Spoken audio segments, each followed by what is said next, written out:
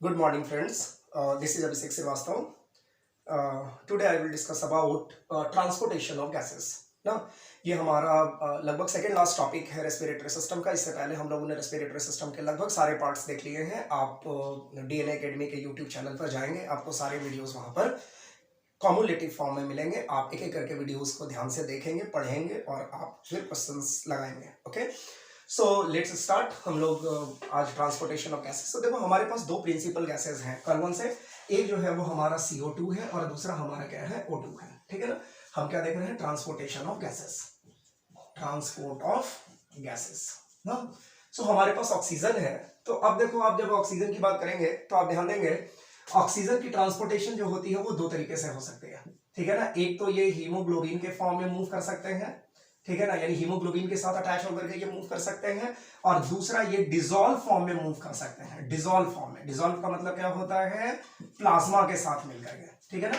सो plasma के साथ मिलकर के जब ये मूव करेंगे तो ये मात्र 1 to 2% can be only dissolve. ठीक है, यानी कि transportation of only 1 to 2% of oxygen takes place through the plasma. Okay. और दूसरा जो सबसे इंपॉर्टेंट पार्ट है वो क्या है, हीमोग्लोबिन का। देखो, हीमोग्लोबिन में लगभग 8 to 99% ऑफ ऑक्सीजन की ट्रांसपोर्टेशन जो है वो वैलिड है। 98 to 99% ऑक्सीजन की ट्रांसपोर्टेशन जो होती है वो हीमोग्लोबिन के थ्रू होती है। सर्कुलेटरी सिस्टम में मैं आपको हीमोग्लोबिन के बारे में बहुत सारी बातें बताऊंगा। अभी आपको इतना याद रखना है कि एक हीमोग्लोबिन मॉलिक्यूल जो होते हैं वो एक बार में 4 ऑक्सीजन मॉलिक्यूल को कैरी कर सकते हैं। ठीक है ना। तो जनरली ये क्या करते हैं, HbO4 का फॉर्मेशन करते हैं, यानी 4 ऑक्सीजन मॉलिक्यूल को एक हीमोग्लोबिन मॉलिक्यूल आसानी के साथ जोड़ सकता है। और मैक्सिमम ट्रांसपोर्टेशन जो होती है वो इन्हीं के थ्रू पॉसिबल हो पाती है। ठीक है ना। तो ये आपको हमेशा याद रखना है। दूसरा कि देखो, कुछ ऐसे भी फैक्टर्स होते हैं जो ऑक्सीजन के कैरिंग कैपेसिटी को, ठीक है, यानी हीमोग्लोबिन के कैरिंग कैपेसिटी को घटाने का काम करता है। ठीक है ना, या उनमें थोड़े से जो चेंजेस होते हैं उनमें लाने का काम करते हैं। तो हम देख सकते हैं क्या, फैक्टर अफेक्टिंग। तो इसको समझने के लिए हमारे पास एक कर्व है, that curve is known as oxygen dissociation curve ना। सो अब हम बात करेंगे किसकी, ऑक्सीजन डिसोसिएशन कर्व की। और इस कर्व को देखो, ये कैसा ग्राफ होता है, सिग्मॉइड ग्राफ होता है। एक तरफ आपका क्या है, परसेंटेज सैचुरेशन है, और दूसरी तरफ क्या है, PO2 की मात्रा है। ठीक है ना, PO2 और दूसरा क्या है, परसेंटेज सैचुरेशन है। इनके बीच की जो ग्राफ होती है, it is represented by this. और ये जो रिप्रेजेंटेशन होता है, आप इसकी ग्राफ जो होती है वो कैसी होती है, सिग्मॉइड कर्व होती है ना। तो ये भी आपको ध्यान देखना है कि ये शेप कैसी होती है, सिग्मॉइड होती है, यानी एस लाइक होती है। ठीक है। दूसरा क्या है, देखो कि बहुत सारे फैक्टर्स जो होते हैं वो ऑक्सीजन डिसोसिएशन कर्व को अफेक्ट करते हैं। उनमें देखो, सबसे पहली जो कंडीशन आती है, सबसे पहली कंडीशन आती है वो क्या है, अमाउंट ऑफ CO2। देखो, जैसे जैसे अमाउंट ऑफ CO2 बढ़ेंगे, ऑक्सीजन डिसोसिएशन कर्व जो होगा वो हमेशा किधर की तरफ शिफ्ट करेगा, राइट की तरफ शिफ्ट करेगा। ठीक है, ऑक्सीजन डिसोसिएशन कर्व CO2 के अमाउंट के बढ़ने के कारण किधर की तरफ शिफ्ट करेगा, राइट साइड की तरफ शिफ्ट करेगा। And that is known as what, इसको एक इफेक्ट के तौर पर जानते हैं। That condition is known as what, Bohr's effect. क्या कहा जाता है इसको, बोर्स इफेक्ट कहते हो। सॉरी। तो ये आपको ध्यान देना है। दूसरा क्या होता है, टेम्परेचर।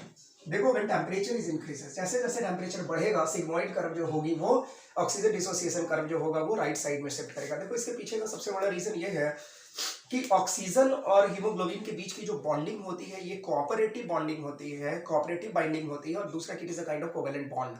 और कोवेलेंट बॉन्ड के बारे में हमें पहले से भी पता है कि ये बॉन्ड जो होते हैं वो बहुत स्ट्रांग नहीं होते हैं।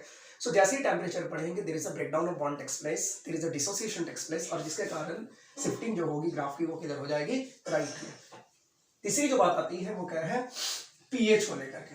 देखो, पीएच की जो कंडीशन होती है उसमें क्या होता है कि जैसे जैसे पीएच घटेगा, घटेगा मतलब एसिडिक पीएच की हम बात कर रहे हैं। ठीक है ना। अगर एसिडिक पीएच बढ़ते जाएंगे तो कंडीशन क्या हो जाएगी, ग्राफ जो होगी वो शिफ्ट कर जाएगी towards the right.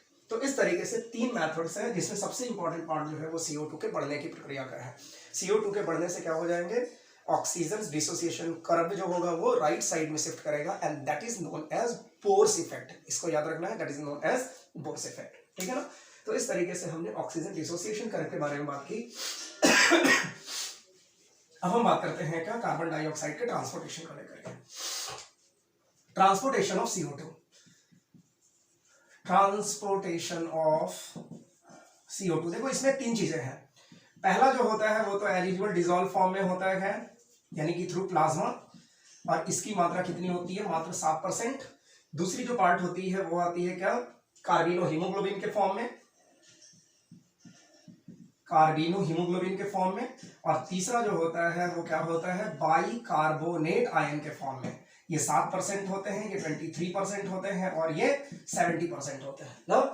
So dissolve form में जब आप जाएंगे तो क्या होगा, चूंकि प्लाज्मा में बहुत ज्यादा मात्रा किसकी होती है, वाटर की। सो वाटर प्लस CO2 जो है वो क्या बना देते हैं, in the presence of H2CO3। इसको क्या कहा जाता है, कार्बोनिक एनहाइड्रेज एंजाइम। और इसके बारे में एक चीज और बहुत ही इंपॉर्टेंट है कि इसकी जो टर्नओवर नंबर है बहुत, it is the fastest enzyme of the living system. तो ये क्या बना देते हैं, H2CO3, जिसको आप क्या कहते हैं, कार्बोनिक एसिड कहते हैं। ठीक है ना, क्या बनाते हैं ये, कार्बोनिक एसिड। तो ये डिसॉल्व फॉर्म में 7% ट्रांसपोर्टेशन की बात हम करेंगे in the form of what, carbonic acid. दूसरा जो पार्ट होता है वो कार्बिनो हीमोग्लोबिन होता है, यानी CO2 प्लस Hb जो होते हैं वो क्या बना देते हैं, HbCO2 बना देते हैं। ठीक है ना। और ऐसे ट्रांसपोर्टेशन जो है वो कितने होते हैं, 23%। तो ये भी आपसे बहुत पूछा जाता है कि हीमोग्लोबिन अगर कार्बन डाइऑक्साइड के साथ जुड़ेंगे तो क्या बनाते हैं, कार्बिनो हीमोग्लोबिन। और अगर एफिनिटी वाइज जाएंगे so it is 20 times more affinities than oxygen.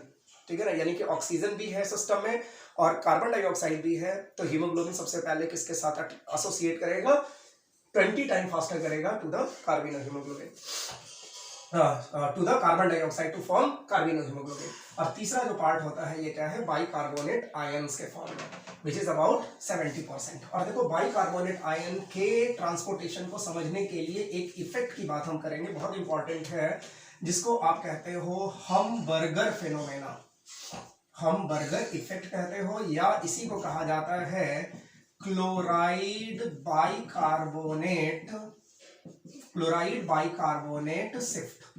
देखो इसको भी जरा देखेंगे हम लोग।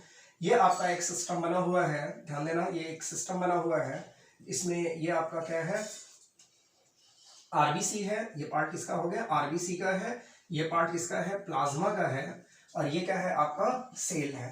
सेल में क्या हो रहा है, CO2 का निकलना सेल से, क्योंकि जब ऑक्सीडेशन ऑफ फूड की बात आप करोगे inside the mitochondria there is the formation of CO2 and H2O। ये CO2 जो होंगे वो इस सिस्टम में आएंगे, ठीक है, और इस सिस्टम से यहाँ पर ये वाटर के साथ वापस मिल जाएंगे, ये वाटर के साथ मिल रहे हैं, क्या बनाएंगे ये H2CO, क्या बना देंगे ये कार्बोनिक एसिड बनाएंगे, H2CO3 बना देंगे। ठीक है ना, एंजाइम क्या होगा, कार्बोनिक एनहाइड्रेज एज यूजुअल। ठीक है, अब क्या होगा, देखो ये H2CO3 जो होंगे वो ब्रेक कर जाएंगे H plus plus HCO3 minus, ये क्या है आपका बाइकार्बोनेट, क्या है ये बाइकार्बोनेट है। ठीक है ना। अच्छा देखो प्लाज्मा में क्या है, क्लोरीन भी है, पोटेशियम भी है, सोडियम भी है, सारे आयन्स हैं।